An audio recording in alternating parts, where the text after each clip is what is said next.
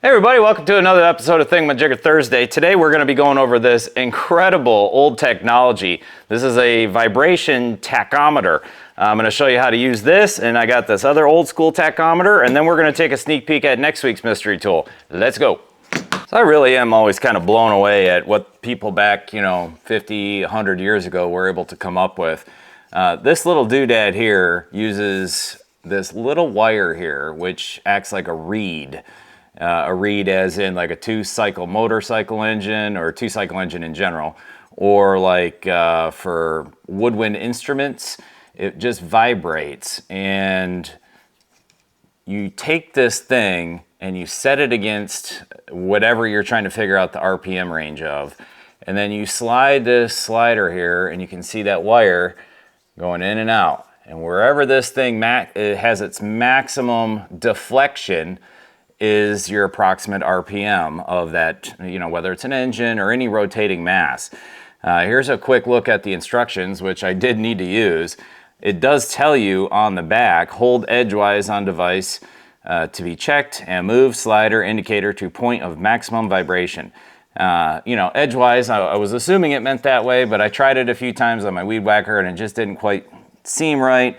However, the instructions do say, for a two-cycle engine, it's measuring the power stroke, which on a two-cycle is basically every stroke. Piston comes up, explodes, pushes the piston down, and then on its way down, the exhaust gases go back out, and it draws in new air, comes back up, compresses, and boom. So each rotation is one power cycle, whereas a four-cycle engine, the piston goes up and down 2 times. So to get your actual RPM of the engine, the instructions, thankfully they have them there, but it's kind of intuitive once you think about it. But a 4-cycle engine, the piston rotates up and down 2 full times, which means the crankshaft rotates 2 full times. But then you got to think about all the other pistons in that engine. So if it's a 2-cycle engine, the instructions say to divide your maximum reading, your RPM reading, by the number of cylinders, which makes sense. For a 4-cycle engine, you divide your reading by the half of the number of cylinders. So if you got a V8 engine, you would divide this number by 4. If you've got a 2-cylinder, 2-stroke engine, you divide this number by 2. If it's a single piston engine, like my chainsaw, which we're going to do here in a minute, you would divide this number by 1 or not divide it, right? Okay, so we'll get to that here in a second. And then this guy here, I actually got both of these out of the same lot at an auction, and it's hard to see, so I'll try to get it there, but it says RPM as well. And when you spin the base of it, you can see it throws the number wheel to the side, and it can go either direction, and it's measuring in hundreds, so 20 hundreds would be 2,000 RPM. And it's just got a little rubber tip on here, so you can literally push that right on the rotating assembly and get your reading. So I'm going to use this as well on the chainsaw just to see, and I've also got a digital one. So let's go check that out. All right, so this is going to be kind of loud, obviously, so I'll probably turn this down and do a voiceover of what we're about to do. I'm going to try this one first and just put it right dead smack on the crank here, or on the, well, this is a clutch, and then I've got a little piece of reflective tape on there on the freewheel for the digital tachometer. And because this freewheels, I cranked up the idle RPM, so it's enough to actually grab onto it. I tried it a couple times at just base idle at like 2,000, 2,500, and it's not quite enough to make the clutch drum spin at its full RPM. So we got it turned up, and I was getting on both of these guys right around 555, 6, somewhere in there. So we're gonna do it again. All right, let's go. So we're going to start off with the rotating RPM detector. It's very cumbersome. I almost hit my hand in the clutch there, and the second time it actually threw the tool right out of my hand. I really couldn't see the RPM on the gauge. Everything was vibrating too much, but I think I saw 55 in the film, or in the video. So this one ended up not being too hard, and I didn't realize I actually had to hold it against the saw as tight as I needed to. I'm getting about 58, 5600 on the digital tack, and the vibration tachometer was showing around 5,400 to 5,500, so not too far off, especially for such a crude tool, if you will. You can see that thing spiking back and forth. I didn't hold this thing in front of the camera long enough, but yeah, it's right around 5,400 RPM is what it's showing. Now I turn the RPM back down to standard idle, and on this saw, standard idle is supposed to be 2650. I like my RPM a little bit lower, so I'm showing about 24 to 2500 on the vibration tachometer. And here for the next, I don't know, 20-30 seconds, you'll be able to see that the clutch drum free spool. So right here I slow it down to nothing. You see the little white thing going around the edge, the reflective tape. I'll spin it up, you see the clutch engage.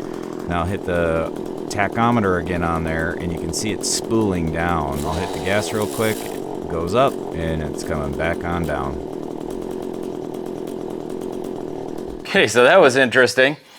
Yeah, this thing is actually pretty doggone accurate. You know, I kept getting idle on this saw, supposed to be 2650. I was getting around 2500, so, you know, that's good enough for government work, right? This guy was just honestly a real pain in the butt to use. I just could not keep it centered on that clutch. And I don't know, it looks like it should be accurate. Maybe I'll hook it up to a drill. I'm gonna try that real quick. Okay, so I got my little reflective strip on there for the digital tester. So let's see what low RPM is. 475-ish. Looks about right. Let's see what we get this guy up to.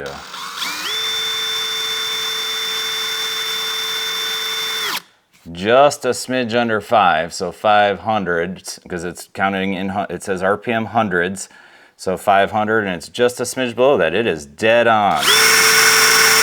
And it should work in reverse, too. Yeah, that's pretty impressive. So that bugger's pretty cool. So it always amazes me how they come up with stuff like this back in the day. So I used to be aircrew on an old military aircraft. Older anyway, not super old, not like World War II era, but you know, mid to late 60s. Actually, it started development in the 50s and it was flying in the 60s. It's actually still used in some certain areas of the world right now. And the systems on that aircraft, the hydraulic and mechanical systems, the electrical systems, are just absolutely mind-boggling that somebody could actually come up with that stuff. And some of it was just simple stuff like this. It's just like, who in the world could come up with something like this? So yeah, that's really neat. I love this kind of stuff. All right, sneak peek at next week's tool. And I'm not gonna lie, I've tried looking it up so far and I have come up with virtually nothing. I do see a little something right here. Hopefully you guys can get a sneak peek of it. It says, I think it says US. It's got these little lips. They open that way. It does have this weird part of the handle here, which I thought was kind of odd. Weird shaped handle. I did find a couple of these pairs listed on eBay, but the name doesn't quite make sense. And a lot of the stuff that I've looked up on eBay just says like this. I still don't know exactly what it is, and it says, I found one on eBay and it just says hammer wrench. Wow, no kidding. Same thing with stuff like this. So speaking of which, if anybody out there watching for the first time has any clue what these tools right here are, please throw something in the comments. These are our stumpers so far. This one is obviously a maul, but we're trying to figure out exactly the maker of it. So I've got a whole video on that if you want to watch that. This one is a really goofy one too. That's I'm guessing a specialty puller of some sort, but still don't know. But yeah, if you got any guesses on that, go ahead and throw it in the comments. I'm gonna be looking it up all week, so any guesses that you do make will be much appreciated. I'll research those as well. All right, so as of today, I still haven't heard back from Fred winning this lot of tools last week. Got 1 week, Fred. Please get with me. 2sawacres@gmail.com. For everybody else, hey, if you like this kind of stuff, please take a second to hit the like button. Consider subscribing. I'm already working on a next tool giveaway, and honestly, if Fred doesn't get back with me, I'll give that one away again.